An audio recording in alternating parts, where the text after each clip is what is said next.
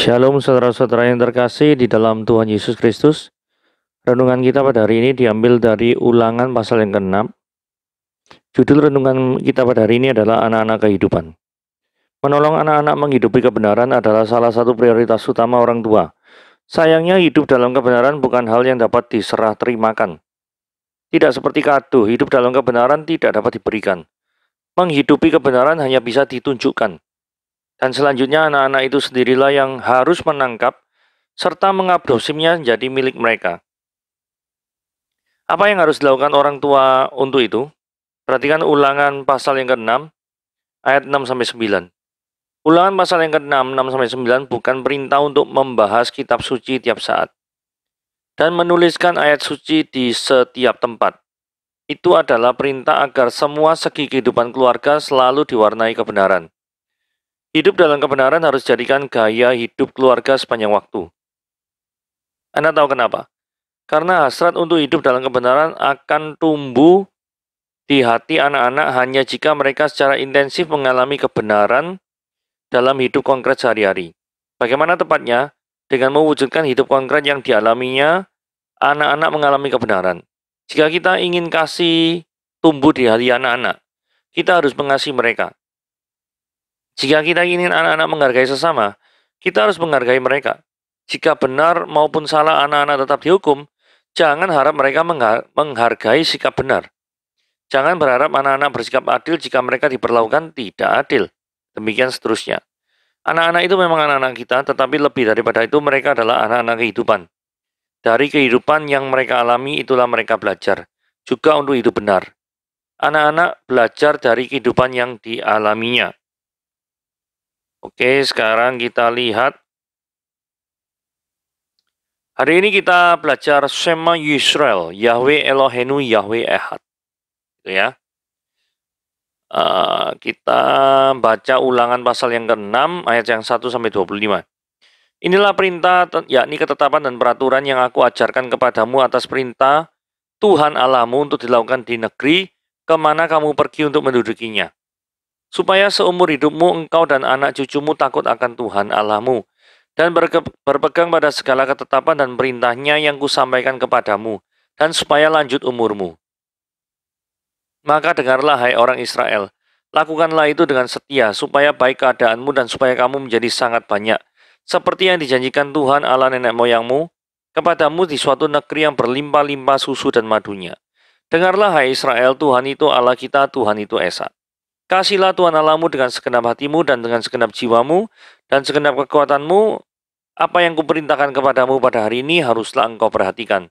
Haruslah engkau mengajarkannya berulang-ulang kepada anak-anakmu dan membicarakannya apabila engkau duduk di rumahmu, apabila engkau sedang dalam perjalanan, apabila engkau berbaring dan apabila engkau bangun. Haruslah engkau juga mengingatkannya sebagai tanda pada tanganmu dan haruslah itu menjadi lambang di dahimu. Dan haruslah engkau menuliskannya pada tiang pintu rumahmu dan pada pintu gerbangmu. Maka apabila Tuhan Allahmu akan membawa engkau masuk ke negeri yang dijanjikannya dengan sumpah pada nenek moyangmu, yakni Abraham, Ishak, dan Yakub, untuk memberikannya kepadamu, kota-kota yang besar dan yang tidak engkau dirikan, rumah-rumah penuh berisi berbagai barang pengbaik yang tidak kau isi, sumur-sumur yang tidak kau gali, kebun-kebun anggur dan kebun-kebun zaitun yang tidak kau tanami. Dan apabila engkau sudah makan dan menjadi kenyang, maka berhati-hatilah supaya jangan engkau melupakan Tuhan yang telah membawa engkau keluar dari tanah Mesir dan dari rumah perbudakan.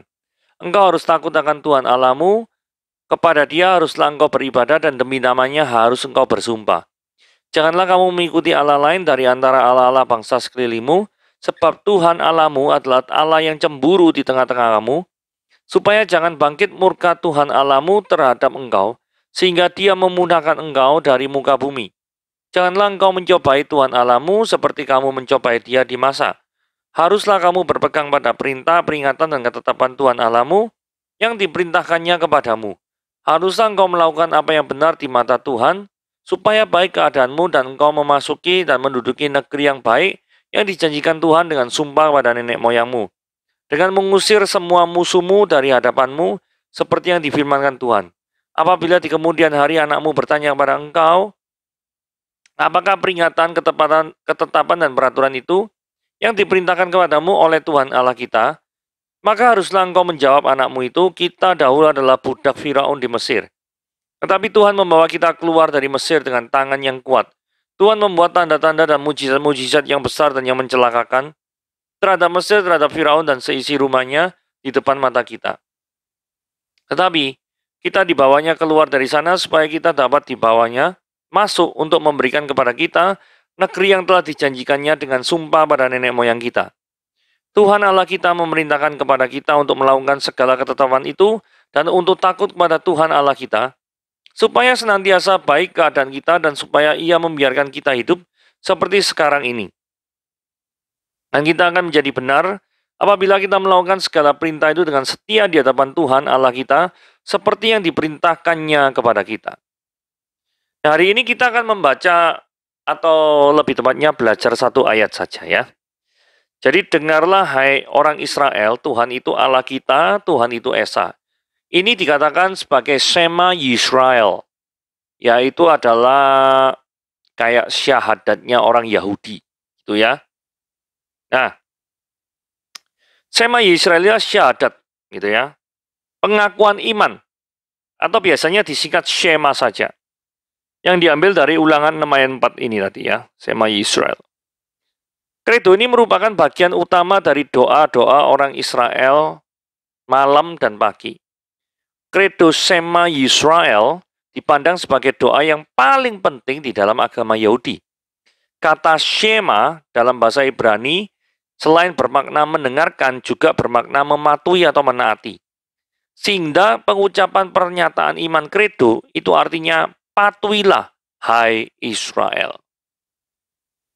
Nah, ungkapan yang diterjemahkan bahwa Yahweh itu Allah kita, Yahweh itu Esa, dalam bahasa aslinya berbunyi Yahweh Elohenu, Yahweh Ehad. Cuma sebagai catatan ya, orang Ibrani asli, itu kalau ketemu Yahweh, 4 huruf mati ini disebut bahasa teknisnya itu tetragrammaton. 4 huruf mati ini diganti jadi Adonai. Jadi Adonai Elohenu, Adonai Ehad. Kalau kita perhatikan tadi pada gambar ini ya. Nah ini ya. Ini kan Shema Yisrael. Yahweh-nya diganti Adonai. Padahal tulisannya itu Yod He Vav He. Yod He Vav He itu adalah Yehovah. Adonai tulisannya beda lagi. Shema Yisrael, Adonai Elohenu, Adonai Ehad. Nah, kata Adonai muncul 2 kali untuk menggantikan Yod He Vav He. Yod He Vav He, Yod He Vav He. Oke? Jadi kalau orang Ibrani asli bacanya seperti itu ya. Karena mereka takut melanggar perintah yang ketiga, yaitu jangan mengucapkan nama Tuhan Allahmu dengan sembarangan. Itu ya. Oke, sekarang sampai mana tadi? Oh ya, sampai sini ya. Dapat diterjemahkan sebagai Yahweh Elohim ini Yahweh Ehad. Dapat diterjemahkan sebagai yang terjadi dalam terjemahan baru, tetapi juga dapat diterjemahkan dengan Tuhan adalah Allah kita, Tuhan saja. Artinya, tiada Allah lain yang menjadi Allah kecuali Yehovah. Bagaimanapun kata Ehad diterjemahkan Esa atau saja. Dalam hubungan pernyataan ini teranglah bahwa kata Ehad itu menunjukkan bahwa Yehovah ini memiliki ciri khas yang berbeda dengan Allah-Allah lain dan bertentangan, bukan cuma berbeda, bahkan bertentangan, berlawanan dengan Allah-Allah lain yang dimiliki oleh bangsa-bangsa di sekitar Israel. Nah, keunikan Yehovah itu dapat kita lihat dalam 3 ayat Alkitab ini ya. Jadi Yeremia pasal 16 ayat 20 dikatakan, dapatkah manusia membuat Allah bagi dirinya sendiri? Jawabannya tidak dapat. Karena kalau misalkan ada sesuatu yang bisa dibuat oleh manusia, berarti sesuatu itu pasti lebih rendah dari manusia. Karena yang membuat sesuatu itu adalah manusia. Jadi manusia, sang pembuat itu pasti lebih tinggi daripada barang-barang yang dibuatnya. Kemudian dikatakan yang demikian itu bukan Allah.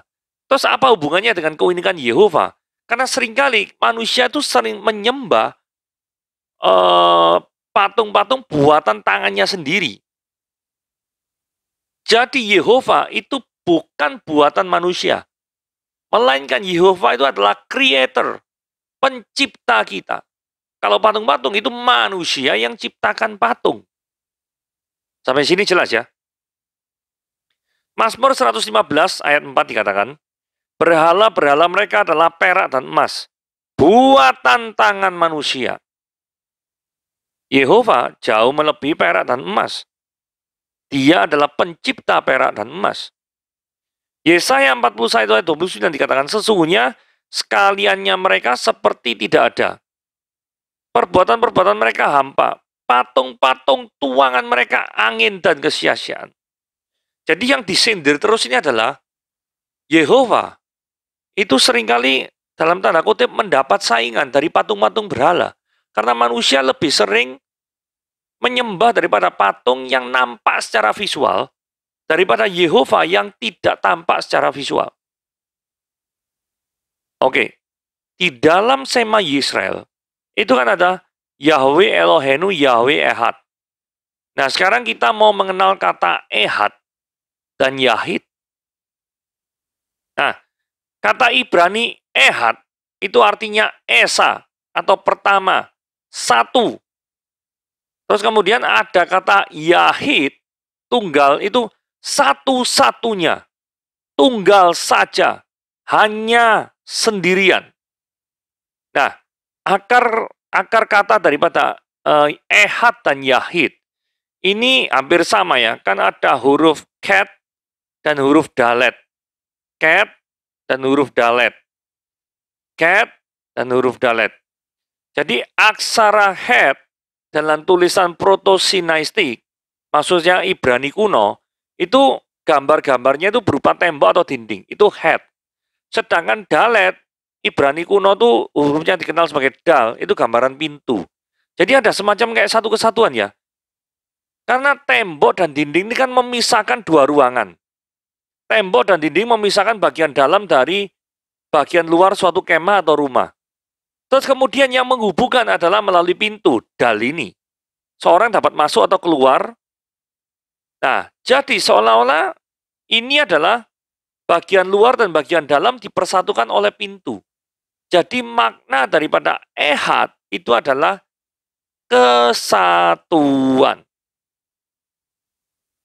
Saudara, kalau ingin membedakan ehad dan yahid, itu mereka memiliki dua kata yang sama, yaitu ket.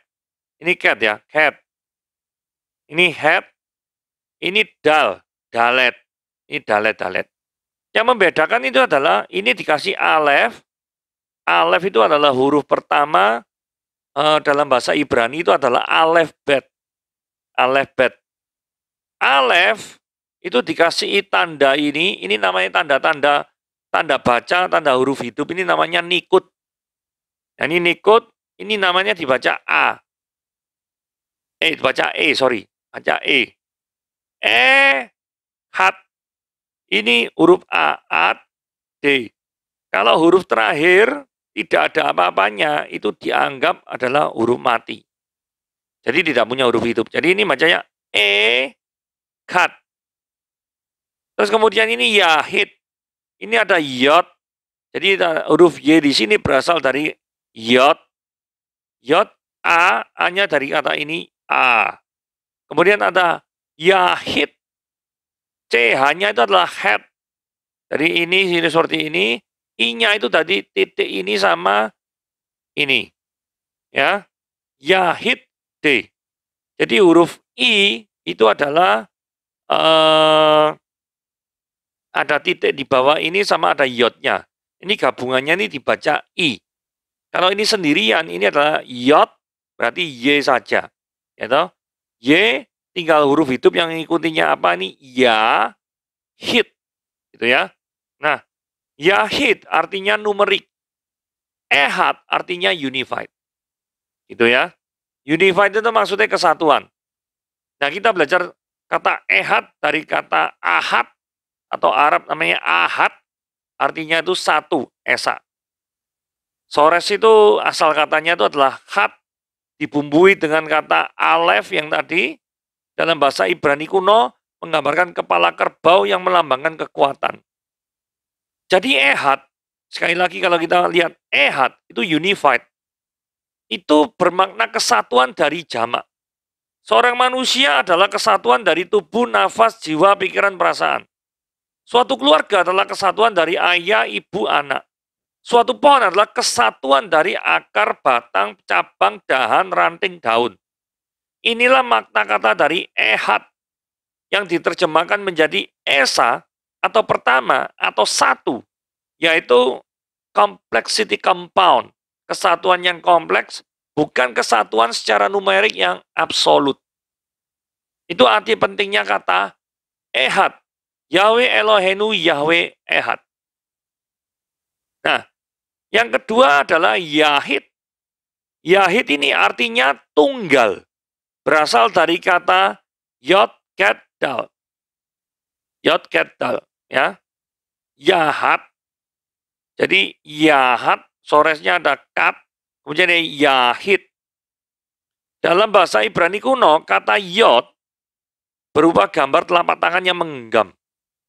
Jadi Yahid atau Yahad ini berarti satu kesatuan.